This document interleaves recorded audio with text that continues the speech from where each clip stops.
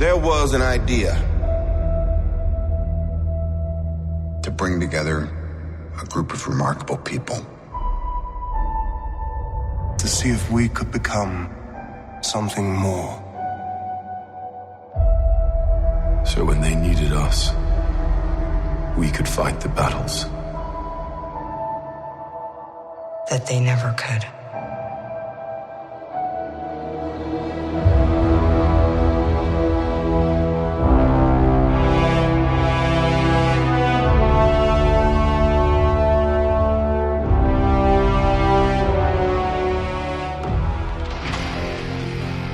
In 2018, the Marvel Cinematic Universe turns 10 years old. Avengers Infinity War draws near. And in an attempt to make sense out of all that's happened up to this point, we find two intrepid individuals. Peter Melnick, local newspaper production associate and mild-mannered comic book and podcast enthusiast. And Eddie Wilson, morning radio announcer in Sullivan County, upstate New York, with an inordinate amount of catching up to do in his own comic book universe. Alone, they stand apart. Duh. But together, they are the Marvelists. Cross the rainbow bridge of Asgard, where the booming heavens roar. You'll behold in breathless wonder the God of thunder, mighty Thor. When lame Dr. Donald Blake strikes his wooden walking stick upon the ground, it becomes the mystic mallet Mjolnir, and Blake is transformed into the Norse god of thunder, master of the storm and the lightning, heir to the throne of immortal Asgard, the mighty Thor.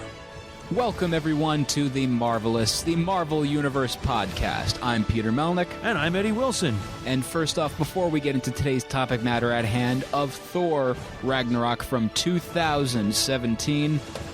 Oh, I just hit the hammer for nothing. Hammer wasn't even on. There we go.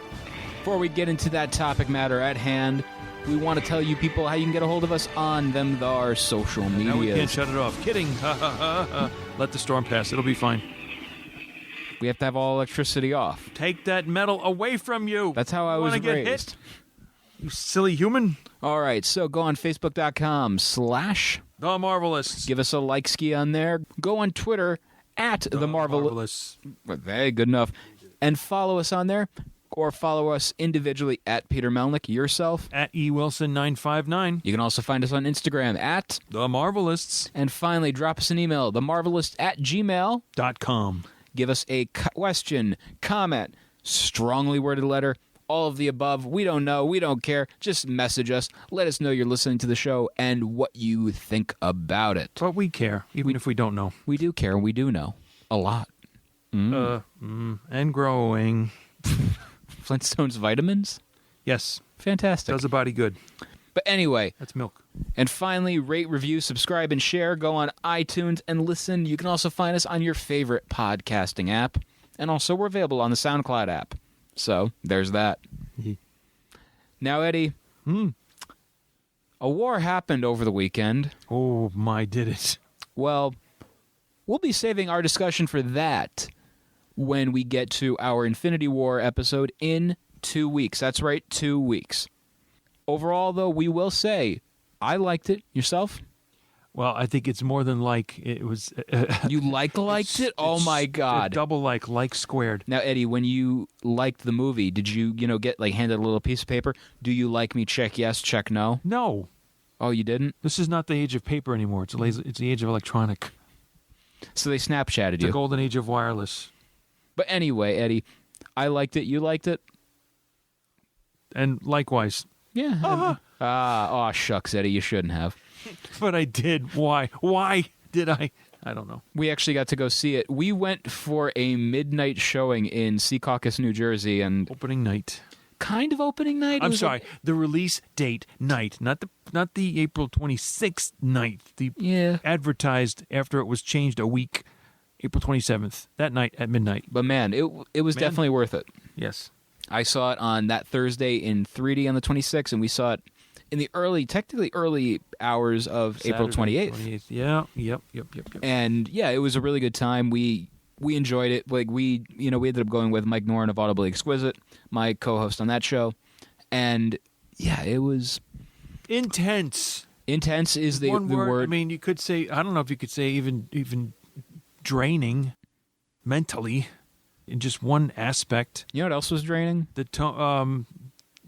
toilet? I don't know. East Coast Comic-Con weekend. Yeah, 3 days. Got a lot of interviews for that bad boy, including special interviews and rare interviews with people like Joe Sinnott. We ended up getting Roy Thomas, who you'll actually be hearing at the end of our Infinity War episode.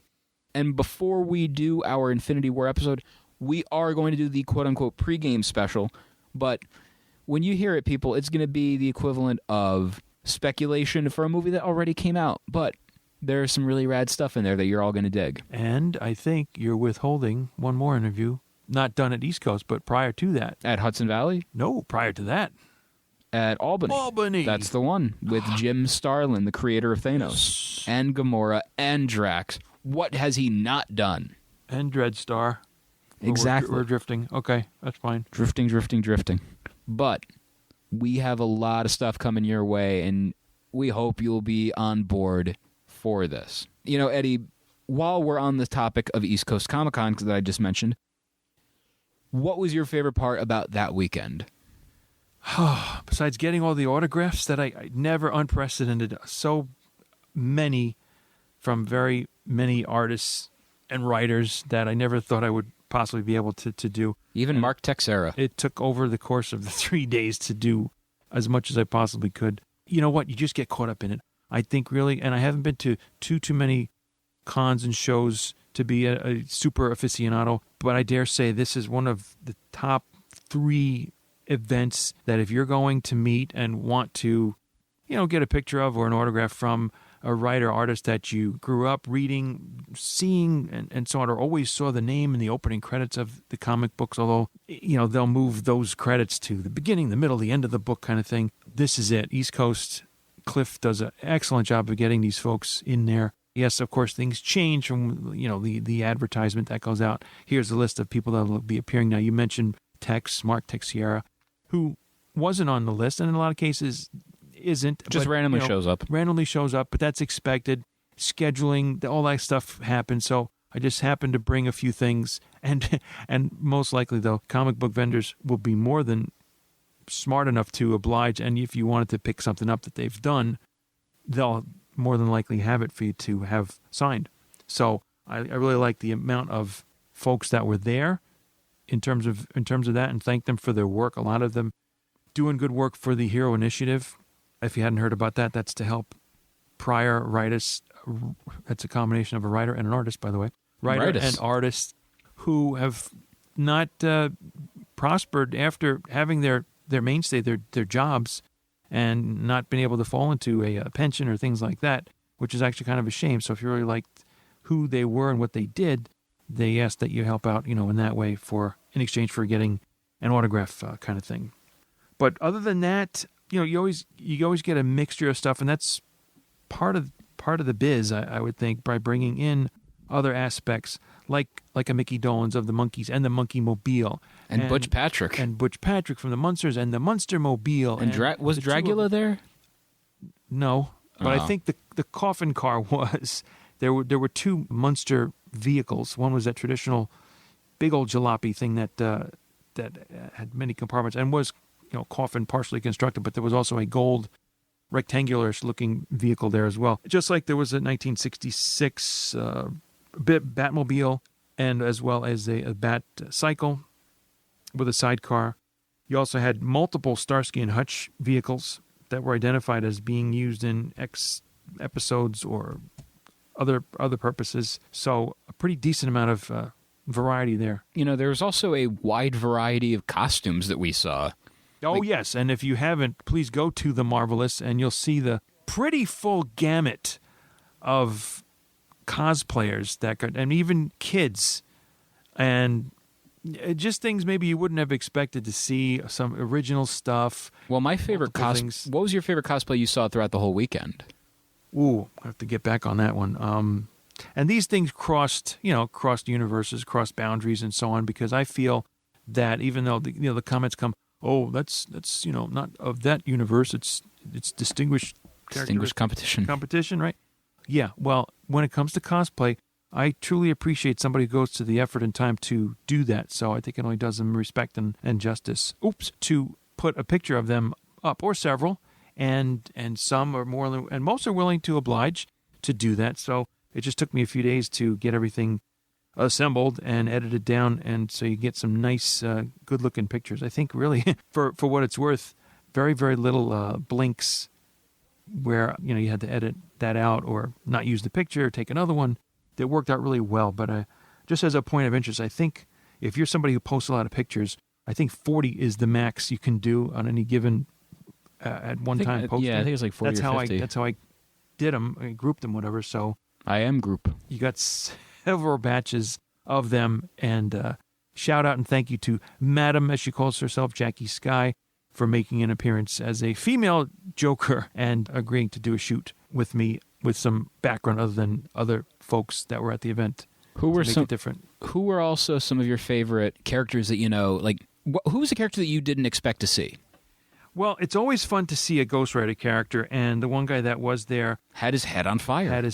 With a chaser light set, and even in his hands, he had black gloves on his hands, but they were kind of mesh material that you could kind of see through some LEDs at the knuckles, and the spiked jacket. So really, really good stuff there. There was a very good-looking Poison Ivy character who I later found out works at a haunted attraction. There was a very good-looking female Thanos from... And it wasn't female Thanos. That was Taraxia. That was my deep cut and my favorite cosplay of the whole weekend. She said that to me, too, and I'm like, Taraxia. I just remembered that look, that yellow and blue coloring from the comics, and I thought it was Taraxia, you're saying? Mm-hmm. That was based on Infinity Gauntlet. Infinity Gauntlet, okay. That was home. A lot of them were homemade. Several versions of Spider-Man. The Spidey cap kind of throws me off, but I was impressed. That is one of my favorite Spider-Man cosplays I've seen over the years. Mm-hmm. And I don't know why. It's such a unique costume that it never happened in the comics, but man, is it cool to see. Okay, good. It wasn't just me. It never happened in the comics, and somebody mashed it up, and it's become a regular thing. There was a Daredevil, and his name is Matt in real life, who I think this version was from Netflix, but he was a previous Daredevil. He was the original Red and Yellow, either last year or year before. Same guy. He really loves Daredevil. There was a Harley Quinn who was Flapper type looking, in a gold and black diamond shaped kind of dress with that pattern. Nailed it, I thought. So, these folks, there was an Esmeralda character, just in her flowing dress and the chain bead type of thing around her waist and the tambourine. From Hunchback of Notre Dame? There you go. Just killed it. Absolutely killed it. And, of course, some stuff that I don't know nothing about, whether it's anime or video games, stuff that I just have no clue. But in full regalia for that character. There was one Ant-Man who came with a Star-Lord and a Captain America, several Captain Americas, but one Ant-Man. So that was a good representation. There was another Cyclops on the on the Sunday, which is what I was too, so we had to have a picture there. And Jean Grey was there, my love. So we had to have a picture together as well. Well, yeah, that's a given. She looked a heck of a lot better than I did, though, on the Sunday. As for the Saturday, I had my watered down, I guess, Punisher, which did not have the white boot covers or the white gauntlets, and no white belt with cartridges sort of attached to it. It's just fabricated, but it was simple, and no weapons allowed. If you were coming through, there was a security tent at the front entrance of the Meadowlands Expo. You get a tag, actually, to put them in a box to have it stay there until you left. Because if you had walked in from however you came in, not knowing, then they had to leave them there. Which, it's all in the interest of safety. They have not had any incidents. I actually asked on the first day, on the Friday, I said, well, guys, thank you for keeping us safe. And, that's it. And it's all about the fun. So the Teen Titan characters were great. The couple of Ravens. There was a Starfire, very good. A couple of Black Canaries. Supergirl, yeah, I'm going all there. But You always go with Teen Titans whenever I see you with these these things. It's, I see them and I go, ooh, Wonder Woman is always popular. Some folks who had Marvel apparel, whether it was a, shirt or a dress of some kind. Scarlet Witch did a great job that was there, as well as Doctor Strange was there. Dr. Strangelove was there? Was there. Doctor Strange was there. Oh, I just love Doctor Strangelove. Great movie. With Black Cat with the Spider-Man of Infinity War, that costume. And there was also a Spider-Girl. Almost looked like a painted-on version, but still very good. A couple of Spider-Venom type, they look like they could have been twins, two girls. So, yeah, a lot of different variety. A couple of different Tony Starks. Very, very cool. And one thing about that with the weekend, when you just mentioned Venom, a lot of people this past weekend were showing love for Venom and Carnage. And we ended up, also getting an interview with Venom's co-creator, Mark Bagley. Bagley, by the way, is the absolute best. And I got to see, I'm sitting with him at his table doing the interview, and, fans would come up. And I got to see how he interacted with these people. Mm-hmm. And let me tell you, it's very rare when I say something like this, but to watch the way he treated these younger fans made me ensure that Mark Bagley has a fan in life for me. Oh, that's cool. Just really cool stuff. And that's the really important thing you see about these people, these creators. It's the level of gratitude they show, Yeah, and you know what? You say very rare that you say that, but I said, well, you know what? Rare is how you like your hamburger anyway. Oh, and it's delicious that way. I just couldn't go there. One of my moments, actually, was meeting artist Greg Horn, who, from the first time I saw his work, really making, I have to say it, the female form jump off the page and say, whoa, hold on a second now. This is now adult comic looking, and the way, and he even said it's getting into more digital coloring and so on, but a lot of covers to his credit. And I could go on about that, but I think I may have had him do 24 autographs. Whether it was, I think I saw his work first from Emma Frost. He's done She-Hulk, part of that run, Ms. Marvel, Marvel, that comic, crossing into, I think it's Virgin Comics, Jenna Jameson's Shadowhunters, a lot of other stuff. Elektra had a run with, he had a run with her. In fact, I even have a 2x3 foot poster from that run. I think it's a Marvel Knights Elektra run from the early 2000s. His name isn't on it, but it is the same exact photograph, but on a big poster that I had gotten as a gift. And I had him just do, and he really just did his initials with kind of a circle, had him put the date on it, but had to have that issue signed as well. So, and wound up buying a couple of prints from him because I really like his stuff, and decided to try and maximize. Not Maximoff. I knew wow, we were both going there. I knew you just go there. Okay, but got a couple of 11x17s where multiple characters are in there, so I could get as many as I could on one page. I didn't need to have Black Widow sitting on a motorcycle looking behind her. We could see her butt and be curvy and all that. And a bag of chips. Nice, but let's just get a. Ooh, I should have asked him. I thought about it. Get a bag of chips. Get back to where you once belonged. Get back Loretta or Natasha. Yeah, that too. Get and create a 5x7, let's say, Greg Horn album.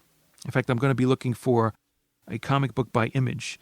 It's called Judge, and it's actually, there are dots, J period, U period, D period, G period, E period. Judge, Judy, and Executioner. Judge, Secret Rage from like 2000. It's a 3-issue run. Somebody had autographed. Want to see what that's about. That looks kind of interesting to me. But now, Eddie, also, like I said, going back to the discussion of Venom, we ended up getting to see a new Venom trailer, and since our last time we recorded, which was, I believe, the week before Infinity War, trailer for Venom dropped, and I'm a little bit more excited, although I want to ask you, how do you feel about the CGI version of Venom that they showed in the trailer? You know what? I probably wouldn't know the difference. I didn't realize it came out. I somehow missed that post. Still? I definitely missed it. What I did see, just a day ago, was the new trailer for Ant-Man and the Wasp. Okay. That was great. I thought was really good. I thought it was okay. It wasn't the best, but I did like it. Just as good, I think, as the first one. Why do you say that? First trailer. Just some good material in there, some good interchange of lines, especially in the first one, because I've seen it a little bit more than this newer trailer. But just where Scott Lang says to Hank Pym, "Oh, so she's got wings, she's got newer tech." When no, I had the tech available at the time too. He just didn't want to give it to him. Just more stuff for her. But we knew that she would have wings if you stayed and saw the end of Ant-Man. That was in the prototype, hanging up. And I mean, there was one comment I saw on the internet, and it made me laugh. They go, the scene involving the ant playing drums was a bit much. And I said, you're talking about a superhero movie. Really, the stuff where they're flying in midair and there's a talking raccoon, that's not a bit much. But the ant playing drums pulled you out of it. Yeah. Excuse me? This is a clue, if they didn't do it already, to get a song by Adam and the Ants called Ant Music. That will happen. I guarantee it. That should be, without a doubt. That's cool. That's the domesticated ant. It's got to be. The one that Charles thought would die within an hour. Is that right? I'm so happy Antony 2 proved him wrong. Anthony. Going over, I do want to, again, I keep wanting to just discuss this, but with the Venom trailer, there was something that happened in it that we haven't seen in the Deadpool trailer. We haven't seen in any of the X-Men related trailers. This is the first time I've seen this happen. Why are you referring back to those? The Venom? Well, the Why reason... are you referring Venom to those X-Men and... Because this is a quote-unquote movie which may or may not be a part of the MCU. When we saw the trailer open, it opened with in association with Marvel. They've never, ever, ever done that. Yeah, that's true. Why is that there when other times, they never had it? Especially even Deadpool 2, that came out that week. So what, somebody else's hands in the pot? I have a feeling, because like I said, you've heard that rumor that Tom Holland was involved or he was there and this and that. But... Not the other thing? No. Okay, good. This, that, the other thing. Now you're talking. But yeah, well, I am. It's a podcast. Oh, thank goodness. Great balls of fire. But... I thought I was waiting for takeout.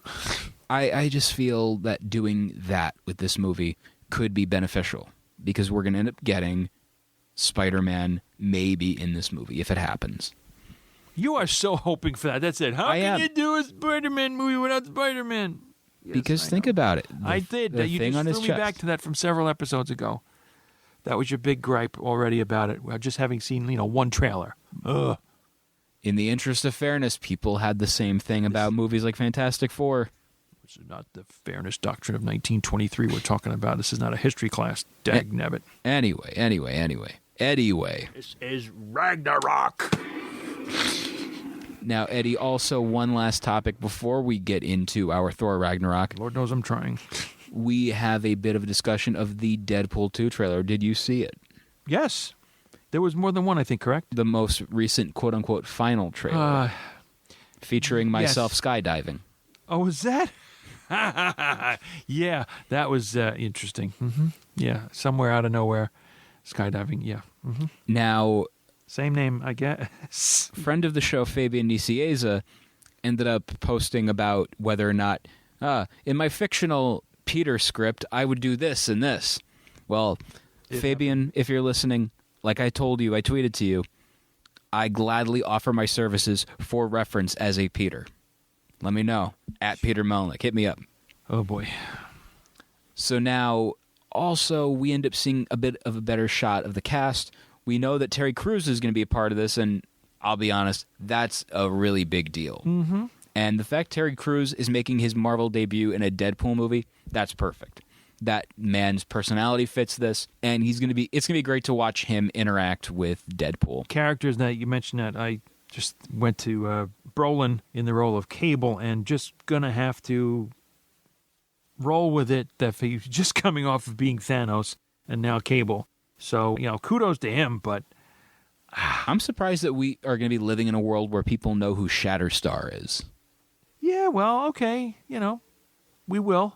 Shatterstar, Domino, who else? Well, I think maybe I'm just speaking for myself.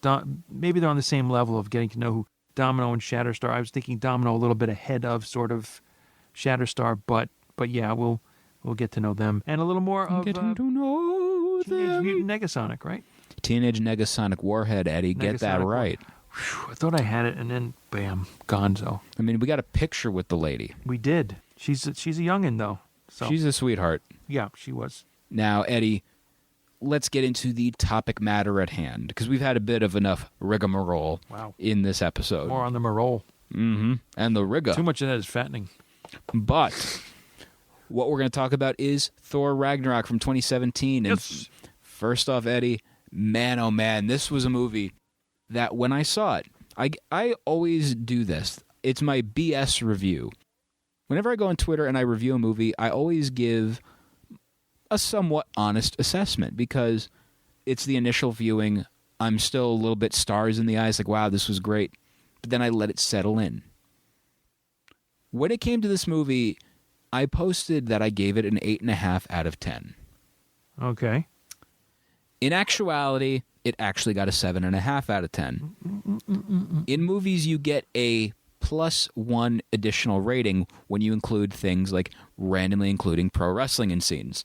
And this was one of those movies. In the world of Melnick, this is what happens. If you watch this movie, there's a scene where, set to the Led Zeppelin's Immigrant Song montage at the end, the Incredible Hulk does a fisherman suplex to a wolf while Led Zeppelin plays. That gets a complete full score for me on top of that. +1 there. Much like how when I saw the Power Rangers movie, they did a belly-to-belly suplex to Goldar. I mean, honestly, suplexes in general just get, great ratings from me. But, Okay. Eddie... You're suplex biased. I am. This is Suplex City, Eddie. And I'm suplex ignorant. So But... there, I said it. What I loved was the fact that we ended up getting a fun Thor movie that was on par, if not better, than the first one. We have Thor... first one? Yeah, we have Thor the Dark World, which... You're passing over. I'm surprised you're even mentioning it to begin with. You have to mention things like this because that movie was what not to do in a Thor movie. Okay, yeah, except you got to get the second stone from somewhere, and there it is. There's the ether. I suppose, but it could have been a better script. Okay. But anyway, I digress. And the funniest thing is, once again, I'm crapping on that movie. I know. And yet... Why are those dark elves so gosh darn albino looking? And yet, the thing about that movie is this. It's not that bad compared to other movies out there. Okay. But for a Marvel Cinematic Universe movie... Yeah, we said it from the beginning. Yeah. They had to take a hit. They had to know where Exactly. where it wasn't going to work. It was inevitable. It all can't be home runs. This is a movie where, once again, my This is opinion... a bunt. This movie, Ragnarok, on the other hand, is one of those ones where my opinion changed after watching it Yeah, for a I don't second know about time. better than the first one, but I think it is because, yeah, the humor lands a lot more, and there's just a lot more Frequently. funnier scenes. But what I want to talk to you about is this. When we see these movies, we see changes from the source material. And this is an example of one of them. We got a change from the story of Planet Hulk and changes to the characters. Some people say for the better, some people say for the absolute worst. Mm-hmm. I'm in the for the better camp, but I can understand why there are people saying this is for the worst. For example, look at the characters Korg and Meek. They took these powerful, strong characters and essentially turned them into one-note jokes. And then you have Korg where he's Rock changing monster. from, hello, this is Korg. He's doing he's very... English. British. He was Australian. Oh, Or, no, New Zealand. okay. So he's not from Liverpool. But he's got that voice, he's got this, he's got that. And they took a character that people probably were mad for the change. And this is not the first time we've seen, a tone change for these characters. Look at Star-Lord. Mm-hmm. Star-Lord was a super serious space cop. What do they do to him? Turning him into a wisecracking Han Solo type character. Yeah. More relatable to a mass audience. And it was That's the only prevailing thought that goes through my mind. a much more fun character. Yeah. And even And- the Korg character, before I forget about it, we talked about this, I mentioned before we started recording, reminded me of the Fan Four Stick movie and that Ben Grimm Thing character who had a very much lighter than you would expect a big rocky creature character to have. Like a wimpy voice. Yeah, it almost sounded like he got the same job with the different rocky character. But would you say Not doing Balboa. but would you say doing this, vocal change for Korg, it helped? It kept pace with the lightness to a significant degree of the movie overall, which was my initial problem with it, to say this was just too not serious. I'm not expecting it to be, riveting, serious, so heavy kind of thing, but it seemed too lighthearted than it was supposed to be, than I thought it was going to be. After a second, third viewing, okay, I'm with it. I'm rolling with it here. It just immediately had reminded me of doing a Guardians of the Galaxy formula with the humor aspect. Too many quips and funny little jokes that it was, all right, everything's got to be, every other sentence has got to be funny. Now, let's keep moving here. Not that they were demeaning the source material. The source material or the validity, the strength of the characters, but I just thought, all right, let's go. Too many scenes where Thor was just not wimping out, but not as being as strong. Maybe just tapering back on the somewhat arrogance. I feel like that he had, or a just pretty cockiness. Boy. Yeah, that too. I got better on it. I feel using the humor helped the movie. It did help to some degree, and it lightened it up. And just to remind you, like one of the artists or writers from East Coast Comic Con, Keith Giffen, it's just a movie. Yeah, they're not real. So, to get into your own kind of war, whether it's texting or podcasting or whatever, war about, oh, no, it wasn't this way, it wasn't that. After all these 10 years now, Marvel movies, you can get away with that. And you shouldn't be too, but there's still room for surprises, and really, I think, for the most part, positive ones at that, surprises. And I like I said, I like tonal changes. I feel if you have something, you can change it up. And by doing that tonal change, it'll help. Like when you look at, for example, like I said, I'll keep going back to it, Guardians of the Galaxy. During the panel that we did with the panel that I did with Aaron Cooter and Keith Giffen this past weekend at East Coast Comic Con, we talked about the original Guardians of the Galaxy. And to be quite honest, dud characters, like really just boring characters. Keith came out and said that right away from the 90s. No, well, the original the 70s. The OG ones from the 60s, which delved into the 70s and which delved into the, Right, I pick it up from the mid-70s, that's right, yeah. Mm-hmm. And see, I just thought it was, and maybe part of it is they wouldn't have transferred over into movies if they had a Martin X character, for example. And, Yondu as a Guardian, not being on the opposite side of things kind of thing. And the interesting thing about this movie was this was also an example of the Marvel versus DC war, quote unquote, where you saw the DC fans who feel slighted against by Rotten Tomatoes. They attacked this movie. Like they would, give it negative reviews because critics were giving their DC movies bad reviews, because this came out around the time of Justice League. Yes. Which, to be honest, Justice League was an okay movie. It wasn't the greatest thing I've ever seen. It was the same month, yeah. Yeah, but you saw Justice League, right? I did. And it was average. It wasn't the greatest thing. You weren't blown away by it, but you appreciated what they did, what they accomplished. Yes, I think it held up pretty well for what it was. But out of the movies that month, this was the strongest. And nope, this is literally the strongest Avenger. But I like that they're doing stuff like that. I like that, Marvel can put out something with a character that you wouldn't expect this kind of movie from either. When you saw the trailers initially, you didn't expect this to be the kind of movie it was. Probably not, no. They don't want to tell you too much about it, and even, that's good. Even like you said, the source material, Planet Hulk, I don't know the full story of, but I have the general idea of Planet Hulk. But I think even if you didn't read any of this stuff, you just find that, he's on a different world. He'd been absent for some time, Hulk that is, and this is where he is, and pick it up from there. So fine. And this was a movie where we got stronger character progression. Yes. And I feel this is the movie where, yes, he had an entire movie of his own, and yes, he's done appearances in Avengers movies and, whatever. But this was where the Hulk, specifically Mark Ruffalo, really shined. A lot more time, I don't know, maybe about sort of almost equal time, Hulk time versus Bruce Banner time. Now, would you say that it was smart of them doing this, of them making his character a much larger point. I think so. You're getting more character development, and this is an environment where Hulk can thrive, not be in danger of hurting people as you would in a metropolitan city, a major city with countless number of people, but a planet that is devoted or whatever to warring a lot. Not that they're, or maybe they are a more primitive society, but that's part of their everyday living. Their MO. Their sporting activity is confined to this or refined to this, and maybe differences get settled through this, and maybe that's a better way of doing things, actually. So a character like Hulk can be here and thrive and do well and be hailed as a champion from what the crowd in the stands were chanting his name, and they had piñatas with his face on it, all that kind of stuff. Yeah. It just shows the overall universe is just so strange and wacky, and I like it for that.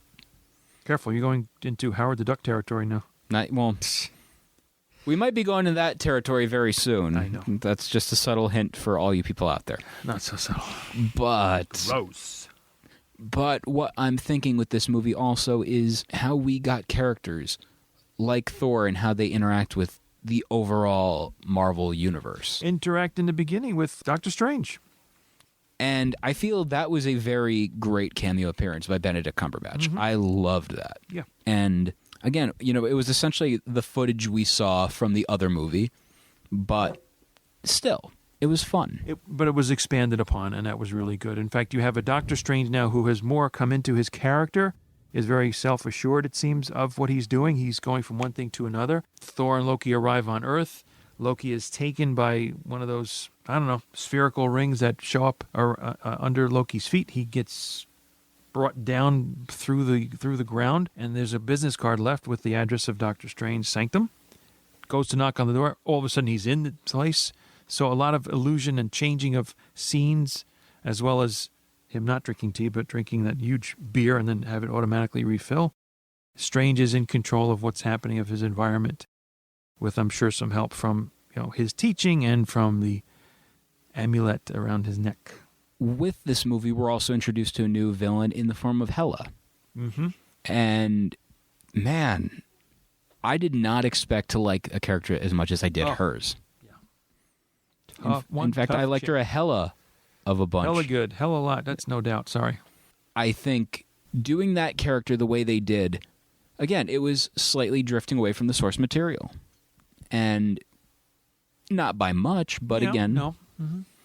It was a good version of the character. It's like you can drift away from the source material of some of these characters and get away with it. It just has to be good. And Cate Blanchett knocked it out of the park. And, she's acting alongside Karl Urban, who, by the way, I'm shocked I've never seen in a Marvel movie before this. The fact he was not in a Marvel movie before is a big disservice. The dude played Judge Dredd, and he did a damn good job at it, too, And not just that, but also he was in, he plays Bones in Star Trek. He's a good actor. And I think if he didn't play the role he played in this, he would make a phenomenal, for example, Ant-Man. Really? I think he would be a great Ant-Man. He has that, Hank Pym kind of attitude towards himself. Yeah. Okay. But I don't know. I think they did a lot of good with this movie also with casting of, other people. Tessa Thompson, the Valkyrie role. That was a character that exuding male traits of drinking and carousing. Well, the character is drunkenly piloting her ship. The character is a very interesting take. And once again, keep going back to the whole source material thing. They changed her source material. Yes. But they're actually bringing her character into the Marvel Comics continuity now, but under a different name, but the same appearance. And it's the same persona. She's this, she's that. She's maintaining everything that this version of the movie is into the, the print version. And yeah, man, it's cool to see that character, and just how she interacted, had that bond with the Hulk. You know what? Yeah, there was one there. Because you figured they've been on this planet for some time now, so something eventually would come together with respect to that. Now, I was just looking as you had mentioned, the Carl Urban and his character, and surprising, he was in this or that and not. The DVD has names of all these people we've mentioned across the top picture. On the back, you've got a group shot of all the characters except for Carl Urban. He's the only one not listed here. He's not really that big of a deal though in the movie, but a significant one. It did lead to my favorite scene in when I was in the theater. I burst out laughing when I saw this, when he has the big AR-15s or whatever. Yes. And he just jumps out and starts shooting at people. I was dying laughing because I'm just like, on the Rainbow Bridge. Yeah, it was. Yeah. It was such a, how do I say it? He was being badass. It was a contrast between he's in this world of swords and monsters and this, and he's literally falling out of a 1980s Cannon movie just shooting at things. And I'm like, where'd he get the guns? Yeah. I thought it was great and just so over the top. It wasn't being serious. It wasn't trying, because that's the problem with a lot of other movie companies out there who treat their things like they're deathly serious, when all it is just funny books. That's all. Mm-hmm. That's all it is. It's goofy fun. And to see these characters treated so not seriously, it helps. But then you end up having characters in this world that are treated seriously, and then the ones that are just, they're goofy. Yeah. Idris Elba's character of Hemdall is an example of a super serious character. You don't need to make jokes about him because you can't. You shouldn't. And or face the penalty. He's such a strong, badass character, and Idris Elba is one of the most underutilized performers in the Marvel Universe. And I feel that if he was introduced later as a character, I feel he would have done better. Give the spotlight to him as opposed to him being an ensemble player, Yeah, well, in his role, I think he definitely did it to the best of his ability. So he excelled there. We wouldn't really have much to talk about if he didn't. But he's in there in places where he should be, I think, where it breaks up and or continues the thread of the plot and so on. He comes into the fray with a dream sequence in, the Ultron movie, when Scarlet Witch hexes Thor and said, everybody's dead. Then Idris has completely white eyes, and you should have been here, and he comes into play in these different aspects. He's not just, a gatekeeper or the Rainbow Bridge to grant you passage and so on. And like one of the Warriors 3 said, complicated fellow, because he said, so you disobey, whatever. Okay, good. So he's going to help them in the first Thor movie, but I'm going back. I think his character did well. And that can lead to more. Yeah. For him, sure. But I feel with this, movie, this was the strongest performance of Idris in the Marvel Universe because he had more of a spotlight on him. Yes. You're seeing the slow motion sword scenes, and it's cool. It's absolutely cool. Yeah. And losing him is not cool, like hell is wiping out the Warriors 3, and when she gets on the scene, I mean, she first appears, and then, before you know it, exit Mjolnir. Yeah, the destruction. No more hammer. And I think doing that, again, it gives the character of Thor a stronger story arc, because now he doesn't have the thing he's relying on. Right, which his father, Odin, has to reveal to him that was merely a tool for him to harness his power, to focus it, which we really, I don't think, knew about until... when was it that we first saw Thor generating electricity? Not from Ultron, when he channeled the lightning into the cradle of what would be the Vision.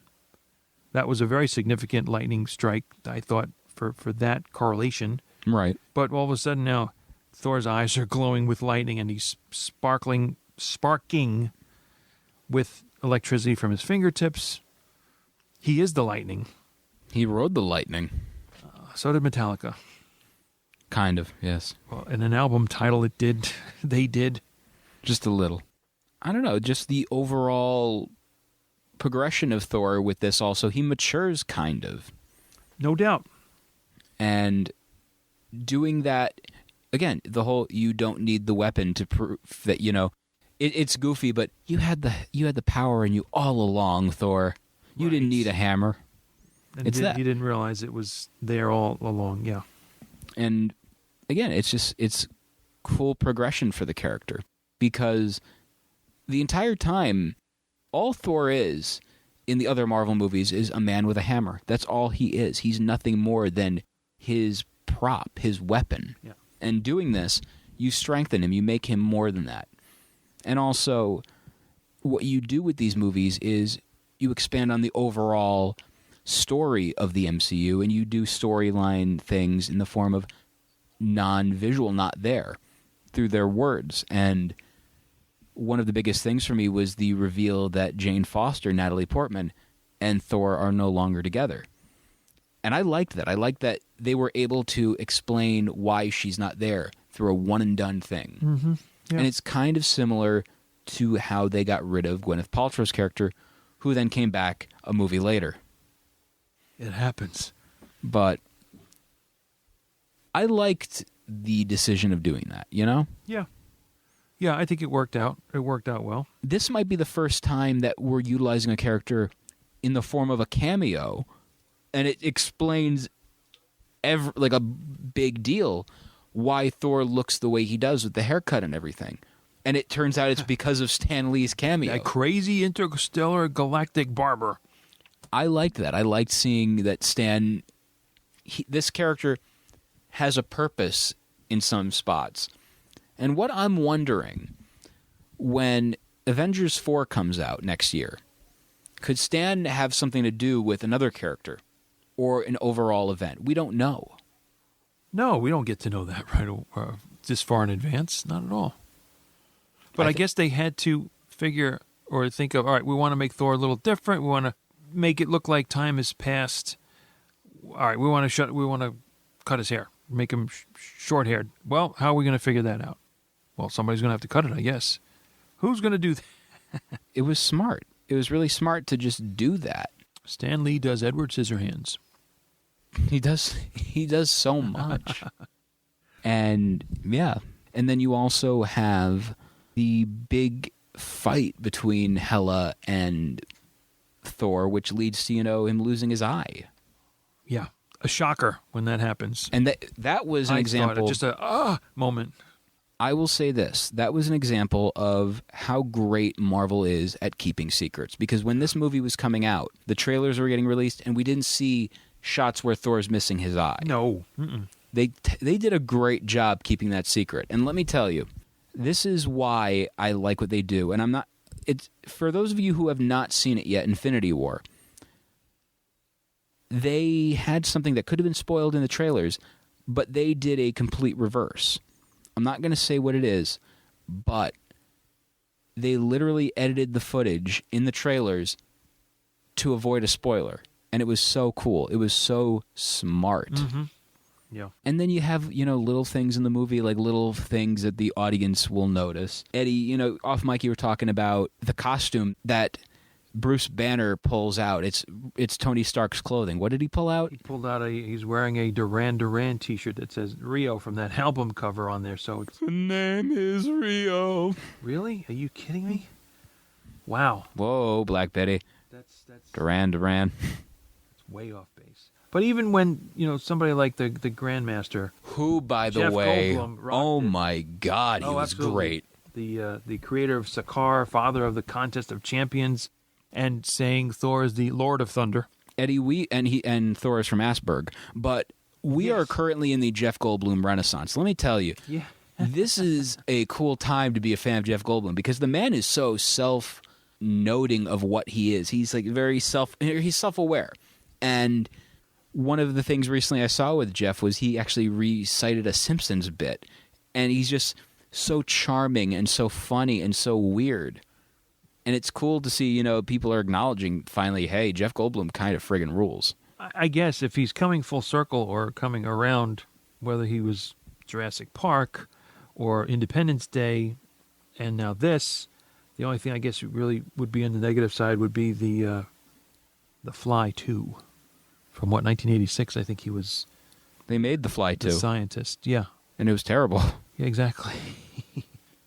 Poor Chef Goldblum. Go figure, yeah. But what I liked was the utilization of the character of the Grandmaster. And again, he wasn't a super serious character. And once again, people, if you're at home and taking a drink, take a shot right now because I'm going to mention it again.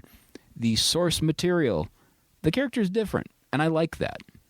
I like how fun the character was. And, you know, you see him like playing with the little keyboard doing like the 1980s style synthesizer music. Yeah. Which, by the way, the movie's music was scored by Mark Mothersbaugh from Devo. Okay. One of the original members of Devo scored this movie, and it's a fun movie, man. No, it is. I mean, but there's a good amount of serious and very dramatic stuff going on there, like Thor losing his eye in the battle with Hela, and other shocking moments along those lines, you know. And then finally, Thor being able to summon the lightning, because in that final battle with Hela saying, "Tell me, brother, what were you a god of again?" kind of thing. She was telling herself she was not a queen, she's not a monster, but she's a goddess of death. And using the song again, the immigrant song, at least twice throughout the movie, which doesn't altogether happen. You know, it's there for an effect as part of a scene, which is why you have many songs, or in some cases only a couple of songs that are noteworthy. But this was good enough to use again. I want to say that song has actually been used in something, not necessarily in the Marvel Cinematic Universe, but that was a good song to fit into another film. And one of these days it'll come back to me. But you know. But what about the team that they forged? The Revengers, short-lived, I guess. Thor, Banner, Valkyrie. I thought it was funny that it's poking fun at the concept of all these like team names. They're this, they're that. Yeah. We're the Defenders, we're the Avengers, we're this, we're that. And just the whole absurdity of, wait, you're calling us this? Really? Yeah, this is what we're going to go with? Yeah. Okay, right. I guess, but couldn't we think of something better? Yeah, we could, but we're not. I like stuff like that. I think the idea of these movies being self-aware and very meta, it's fun. And by the time we get down to the ending, I think it kind of reminded me of Guardians, because it was kind of a question of, okay, where to? And then in the midst of trying to figure out, you know, Earth it is. I disagree with the Guardians comparison, because the Guardians movies, both 1 and 2, they ended on a hopeful note. Mm-hmm. This movie, on the other hand, it ended on a note of... to be continued. And for the worst, because when we see the post-credits scene, we see Loki and Thor talking to each other, and we're going to get to Loki in a minute, but we see, you know, a spaceship approach, and... Yeah. If you've seen Infinity War, you know what happens next. See, I was going with the Chitauri kind of that's the only thing that came to mind, really, when I first had seen it. And yeah, it's definitely a lot different. I knew what was going on when I saw it, and I'm just like, oh boy. And my suspicions were right when I saw Avengers Infinity War. Not to be misled by the line that I wrote down when Thor and Loki were talking. The line I wrote was, feels like everything's going to work out fine. No. It did not. No. Mm-mm. That was the mid-credit, scene. And Tom Hiddleston once again steals the show. For a movie series that's supposedly based around the title character, these movies are incredible when it comes to grabbing the attention of the viewer with Tom Hiddleston. I understand why so many people are fangirls of Tom Hiddleston, just how he exudes that personality, that persona, you know? Yeah. And how else can you... I don't know. I was going to say, how else can you possibly end this movie, Thor Ragnarok, with post-credit of the Grandmaster and the people, as there's chaos everywhere, or, you know, destruction and little fires and so on. And his line about can't having a revolution without somebody to overthrow. So you're welcome, and it's a tie. Yeah. And it's just the whole not seriousness of it. And I think this is the first time a villain in the Marvel movies actually lives.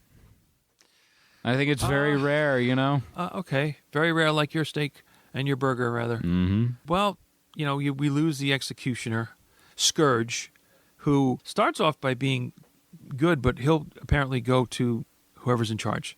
He'll be anybody's underling and so on, and inevitably impaled by Hela. So there goes the executioner. What else would you say is a major benefit of the comedic tone for this movie. I guess it keeps the subject matter somewhat light and maybe a little easier to follow to continue through instead of it being bogged down as it might have gotten. So, to the credit of the producers, they did good with it. This is a movie where they tried to jam as many, like not as many, but they jammed two different kinds of stories into one, and it was very good the way they did it. We ended up getting the Planet Hulk storyline, but we also got Contest of Champions, like really light. Okay, yeah, you got pieces of that, and that was good too because you had to establish what happened to the Hulk. And yeah, the Contest of Champions, that's what the Grandmaster does. It's for sport only. Who knows what monies are exchanged or so on. But this world of Sakaar is where the best of the best duke it out. For what prize? Well, they get to live, first and foremost, and live to fight another day. So, yeah. And I mean, I like the idea of utilizing a quote-unquote lesser-known story because, yeah, everyone's expecting big things like Secret Wars. Everyone's expecting Civil War. They're expecting this. They're expecting that. Contest of Champions? I completely forgot that was a thing. Yeah, it was a short 2 or 3 issue miniseries in the 80s. Yeah, and then it became, a video game for Marvel. Okay. And that was fun. But the OG Contest of Champions, though, that's like you have to be a diehard Marvel fan to know that one. Yes, you do. And finding out that when he finally did get back to being Banner, he said, I've been the Hulk for 2 years. No Banner, only Hulk. He's more versed. He's got more vocabulary on his side, the Hulk. And he's funny. He's humorous. I like that about him. Playful. It's definitely naked. It's a better personification of the Hulk character because the Hulk is a child. He's a gigantic green child. Yes, he is. And of course, Thor, having seen him coming out of the tub, said, "Oh, I cannot unsee that now." I'm sorry. It's not easy being green, and we really mean it this time. But yeah, wow. See? Poor Jim Henson. But would you say the decision to go with a lighthearted tone, it did help the movie a lot, didn't it? It made it much more memorable too. Yeah, I think so. So, yeah, it took a while for me to get it, for it to sink in that that it was too over the top funny. That okay, here's the way we're doing it. Well, now let me ask you: if they did that for the Civil War storyline, how would you react to that? No, it wouldn't. It would not. Civil War, exclusively in its own terms, is not a good, positive, upbeat thing. So, it's not going to be humorous.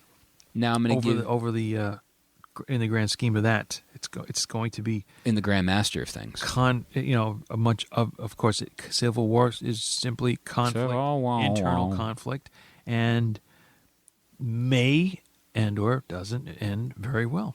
Now, what I'd like to know from you is this as well: what is a storyline that could use a humorous touch that's serious, but the humor wouldn't hurt it? On the spot, terrific. Hey, that's the best kind of spot to be on. No, or the first parking spot in the lot next to the store. It was too much to think about. Just drawing a big old blank. I mean, I feel doing a super serious movie can have its benefits, and then having a serious story interjected with the right amount of humor can work as well. Yes, I agree. Now, Eddie, let's wrap this episode up and talk about where this is going to lie in our overall ranking. First off, let's talk about what we think about this movie. Myself, I really dug it. I liked it more than I did the first time, and again, it's not the best Marvel sequel, but it's up there. It's definitely a fun movie, and it just works. It just does what it's supposed to do. It's supposed to tell a story with engaging characters, and it flows so well. It flows just like Thor's body as he's getting thrown around like a limp rag doll in his battle with the Hulk. That's what it feels like, as Loki said. Yeah. Oh, he's a big sports fan. Mm-hmm. Just a great big sports fan. Loves the sports. But yeah. Now, it flows better. It has much more memorable moments. The one-liners are hilarious. One of my favorite lines in the whole movie, which we didn't get to, was in the very beginning. It's one of my favorite scenes. Let's see if I have it written down. Maybe. Go ahead. Thor says, "Are you going to be as big as a house? A mountain?" Oh, Surtur. And just Surtur, the demon who reminded me of Mephisto. With his big eyebrow. And just that level of Thor sees this stuff going on, and even he has to laugh at it, you know? Yeah, and even you may get a little smirk or chuckle out of seeing the tragedy of Loki being portrayed with who as Loki, but Matt Damon in a cameo. That was one of those moments where I was shocked that actually happened. Yeah, you're like, wait, is that Matt Damon? Yeah. Mm-hmm. I liked it. I thought that decision was really, really smart. Because you don't know what's going to happen in these movies. And to see a Matt Damon actor, person, human being, living organism that breathes, mammal, you have those. Because I just sounded like an alien creature for a second. So I'm like, you know what, I'll just continue this. Fine. But yeah, just a great universe that this is. Because we also don't know, could that have been an Asgardian actor, or could it actually have been Matt Damon who Loki brought to Asgard with him? We don't know. Correct, we don't know. Like I said, if we're going to go with what this kind of movie is to me, it's a fun movie. And again, my opinion has definitely changed from what was a movie that was okay.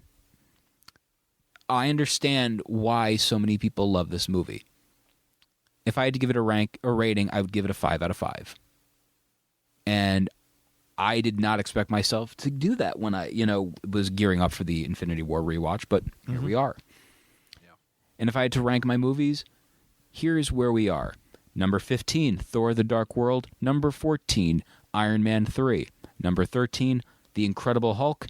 Number 12, Iron Man 2. Number 11, Captain America, The First Avenger. Number 10, Avengers, Age of Ultron. Number 9, Avengers Assemble if you're in the UK. Number 8, Thor. Number 7, Iron Man, which, by the way, man, to see that movie go so far down when for years and years and years, that was the number 1. That's the power of these movies. Number 6, Captain America: Civil War. Number 5, Doctor Strange. And wait a minute, it's a tie. Thor Ragnarok. Number 4, Captain America: The Winter Soldier. Number 3, Ant-Man. Number 3 as well, Guardians of the Galaxy, because that, my friends, is a tie. Number 2, Spider-Man: Homecoming, coming in with a 2 thwip. And number 1 for me, Guardians of the Galaxy Volume 2. Now, Eddie, What did you think of this movie? It's a tie. How many ties can we have with your rankings, first of all? I get it. I'm allowed to have 2 ties. I'm allowed to have 2. One for the morning and one for the evening, I suppose, or one for the week and one for the weekend. Okay, well, it was better the second time around, watching it. I got it. Appreciated the humor as much as it was throughout.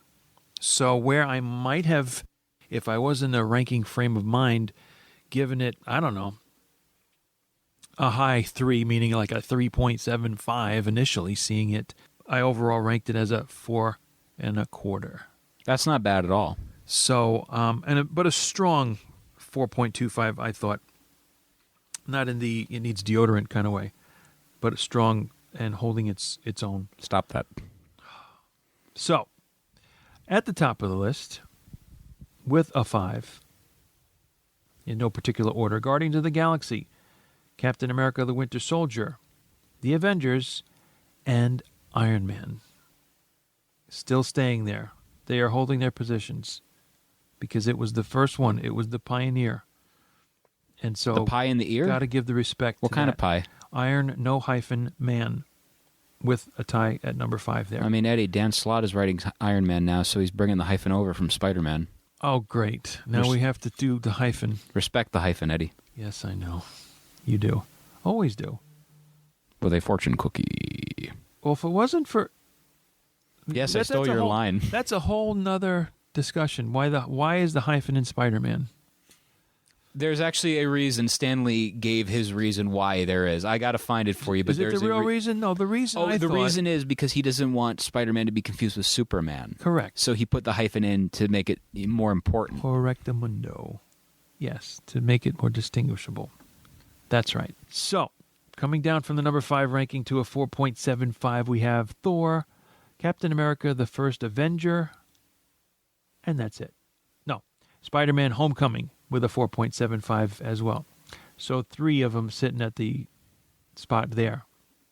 At a 4.5 ranking, Iron Man 2, Ant-Man, Doctor Strange, Guardians of the Galaxy Volume 2. Down to a 4.25, Iron Man 3, Avengers Age of Ultron, Captain America Civil War, and Thor Ragnarok.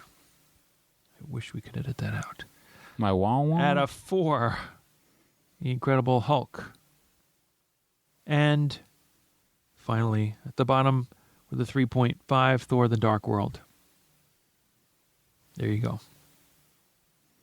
So now, Eddie, next week's movie is going to be a special one because we're actually going to be seeing it in a movie theater once again. While it's still playing. While Avengers Infinity War is playing as well. We're literally in the timeline where there's 2 Marvel movies in theaters at the same exact time as the other. Wow. That's an overlap, sort of, kind of. First time this has happened since Spider-Man Homecoming while Guardians Volume 2 was playing. And we're probably going to see that again next year when Captain Marvel is out the same time as Infinity whatever. But, ladies and gentlemen, Peter gets ahead of himself. So, next week's movie, Black Panther. And if you are still with us for this road to Infinity War, like I said, listen to the show, give it a... like-ski, to say the least. But before we go, Eddie, let's do one last thing. Let's answer a fan question from our Facebook page. Yes. Well, Eddie, what we were asked was something that we kind of glossed over, but you know what? This is something that we need to discuss. And this was one of the major things, and I'm kind of surprised we glossed over this, but hey, we're still recording, and we can still talk about it. Eddie, what are your thoughts when the moon hits your eye like a big pizza pie? That's amore. No, so Eddie... Dino. Frank Rappa on our Facebook page asked us, what did you think of the fight between the Hulk and Thor? Now, I liked it a lot, but it was anticlimactic in some aspects of it. Eddie, yourself? A gladiator-type fight. Evenly matched, perhaps. Each got their turn taking shots. Getting in there. A little bit of tension with Thor trying to incorporate a Black Widow technique of calming down the Hulk, which at the beginning does seem to work, but then all of a sudden, no. Tossed around like a rag doll. Living in a movie. Thank you, Steven Tyler. And reminiscent of course, Loki in the stands just shouting, yes, that's what it feels like, because of the throwback to the first Avengers movie. Saying Banner's name to Hulk by Thor most probably enraged him more, because as we all know, true believers, the name Banner does not ring well in the Hulk's ears. Hulk hate Banner. Banner weak. Hulk strongest one there is. I would say it was really smart of them to include that, element of the fight, because it made up for what we didn't see in Civil War. Because remember, they didn't fight each other in Civil War because they weren't there. And they might have been able to fight each other. We don't know. Yeah, that was a decision they had to make, and could we incorporate this many characters, and how much will that do? You already had the brief fight of Thor and Hulk, which was reminiscent of the comics, The Defenders, issue number 10. At that point, I don't know if it's still an expensive comic book to to buy. I think it cost me about $10. Oh, so expensive. But at that point, when you're looking at a 30-cent comic book, $10 is kind of steep. But that was a key issue kind of thing. Well, they're fighting each other. The superheroes are fighting each other. That's a big deal. Mommy and Daddy are fighting. So green mommy and green green daddy and long-haired mommy. Yeah, okay, fine. With muscles, wipe that out. This fight was a great part of the movie. Established the characters more in their roles. Hulk being completely serious with it, and Thor trying to be as lighthearted as he can and saying, yes, we know each other. It's from work. It was a while ago, but and then later on the relationship continues to their benefit. He is able to get calm and become Banner, so we have some literal Mark Ruffalo time. But I thought it was a good That's fight. my favorite time of the day, Mark Ruffalo time. It's not Miller time, but Mark Ruffalo time. It's clobbering time sometimes. With a Ruffalo. With a fortune cookie. Nope, I already said the fortune cookie line, Eddie. It was mine. And now I have one too. Or 3 or 4. So the How do they fight was taste? very good. Just like candy. Vitamin to Vegemin. Tastes just like candy. The fight was very good. I thought it was done well. I didn't think you could have a clear winner. So, reminiscent somewhat of the original fight in the Avengers, the two of them come together to defeat the Chitauri, and in Grand Central Station, when they're side by side, all of a sudden Hulk punches Thor out off screen. You didn't have that as much. I mean, yes, Hulk threw Thor across the arena, and Thor got his shots in, so he held his own. But I would imagine ultimately it's tough. You couldn't have a clear cut winner. I think they did it well. Frank, the long answer. Now, once again, Eddie, before we go, I also want to give a little bit of a thing to tell you people out there. If you go on Stitcher Radio at Stitcher.com/premium and use the promo code at checkout, Marvelists, you're going to end up getting a free 1 month of Stitcher Premium. And after that 1 month ends, if you want to stay on, you will be billed $4.99 a month. But personally, we think you should stay on because you get to listen to Wolverine the Long Night, which has been going on for the past couple of weeks. And it's just a great program. So, once again, go to Stitcher.com/premium, and you can be able to listen to this show, other shows, including Wolverine the Long Night, on Stitcher Premium. So before we go, Eddie, also go on Facebook.com/ The Marvelists. Give us a like on there. Go on Twitter at The Marvelists. Give us a follow on there. Or individually at Peter Melnick. Yourself? At eWilson959. You can also follow us on Instagram at The Marvelists. Also drop us an email. Questions, comments, strongly worded letters. themarvelists@gmail.com. And there are some things on the way. We got interviews. We got this. We got that. Kind of excited. Eddie? You think? So, for Peter Melnick, I'm Peter Melnick. I'm Eddie Wilson. And a thundering Mjolnir from Ragnarok. With love. Excelsior!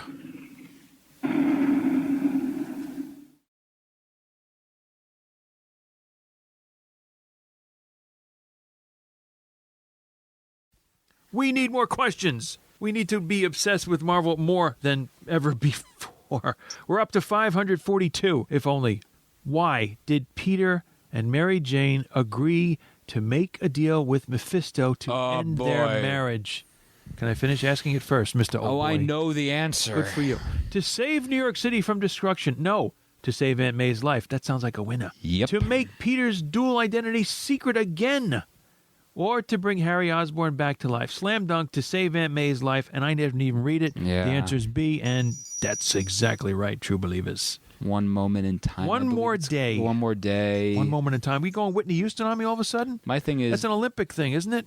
I love the concept, but the overall ending, man, that breaks my heart because you literally end my favorite relationship in comics. It hurts, man. It hurts. Everybody hurts. R-E-N. Sometimes. That's right. I'm traveling back now to traveling back forward. Which way am I going? 6, 9, 8. And You are an interesting man, Eddie Wilson. sounds like a Charlie Brown misused title. Not used title. 698, did I say? Yes, I did. Into which series did the Richard Raleigh storyline in the Spectacular Spider-Man magazine #1 from 1968 cross over? Richard Raleigh storyline, Spectacular Spider-Man magazine from 1968. What did it cross over? Daredevil, The Amazing Spider-Man, Marvel Team Up, or Captain America? It's not Marvel Team Up. That's #1. I'll tell you right there, right now. Richard Raleigh storyline, I don't know the character, I'm sorry. In the Spectacular Spider-Man magazine #1 from 1968 crossover. Daredevil, The Amazing Spider-Man, or Captain America? Again, I don't think it's Marvel Team Up. Got a guess? Not really sure.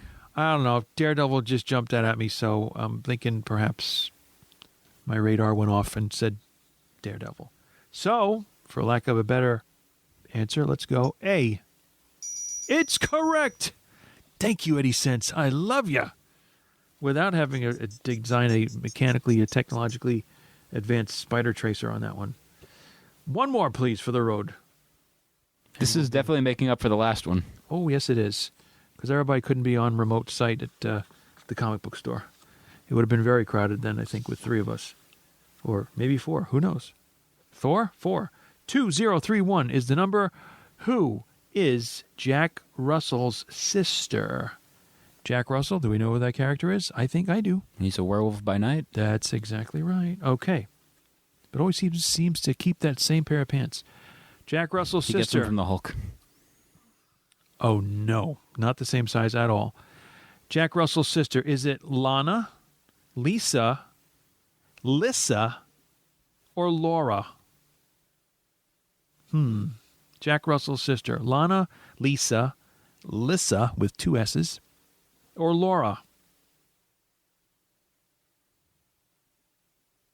Well, it begins with an L and it ends with an A. We know that for sure. I think it's Laura, isn't it? Well, I'm not sure. I was going to go with Lana, but I will take your answer, Peter Melnick, and punch that in. It's not Laura. Dun, dun, dun. It's Charmin. Lissa. I would have been wrong anyway. That's all for now, True Believers. Thank you. Excelsior.